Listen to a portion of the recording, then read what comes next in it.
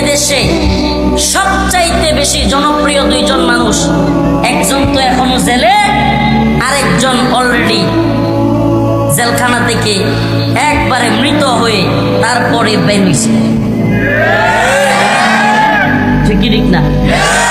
এদেশে আল্লামা দেলোয়ার হোসেন সাইদি রাহিমাহুল্লাহ কিংবা আল্লামা মামুনুল হক সাহেবের চাইতে জনপ্রিয়তা আমাদের বেশি হয়ে যায়, এটা আমরা বিশ্বাস করি না। কিন্তু অবস্থা কি? একজন এখনো ভিতরে, আরেকজন কবরে। একজন এখনো ভিতরে, আরেকজন কোথায়? তো আমরা জানি আমাদেরকে মেরে ফেললেও কিংবা আমাদেরকে জেলখানায় ভরে রাখলেও কিছুই যে হবে না, এগুলো আমরা জানি। এই জন্য এই যশ খ্যাতি, এই আবেগ, এই চিল্লা চিল্লি, লাইক কমেন্ট, ভিউয়ের দান্দা, এগুলো আমাদেরকে এফেক্ট করে, জানি এগুলো আমাদের উপর প্রতিক্রিয়া করে।